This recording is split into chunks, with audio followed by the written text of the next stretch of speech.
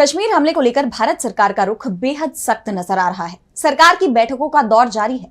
PM Modi ने साफ कर दिया है कि आतंकियों को बख्शा नहीं जाएगा और अब उन्होंने जवाबी कार्रवाई के लिए सेना को खुली छूट भी दे दी है। बीते दिन रक्षा मंत्री, सीडीएस और तीनों सेनाओं के प्रमुख एनएसए के साथ पीएम मोदी की बातचीत हुई और अब सीसीएस की भी दूसरी बैठक हुई, जिसमें कई अहम बिंदुओं पर चर्चा की गई।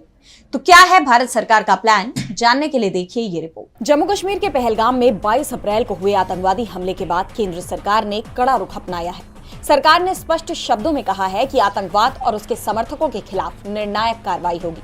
इस हमले के हफ्ते भर के अंदर ही प्रधानमंत्री नरेंद्र मोदी ने दूसरी बार सीसीएस की बैठक बुलाई। इस बैठक में केंद्रीय गृह मंत्री अमित शाह, रक्षा मंत्री राजनाथ सिंह, वित्त मंत्री निर्मला सीतारमण और विदेश मंत्री एस जयशंकर शामिल हुए। इस दौरान भारत की रणनीति आगे क्या होगी, इसे लेकर प्रमुख तौर पर चर्चा हुई। इसके अलावा पीएम मोदी राजनीतिक मामलों की कैबिनेट कमेटी सीसीपीए, आर्थिक मामलों की कैबिनेट समिति सीसीईए और पूर्ण कैबिनेट की बैठकें भी लेंगे।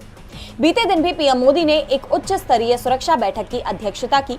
इस दौरान रक्षा मंत्री राजनाथ सिंह, राष्ट्रीय सुरक्षा सलाहकार Ajit Doval, chief of defence staff general Anil Chauhan के साथ ही तीनों सेनाओं के प्रमुख भी मौजूद रहे।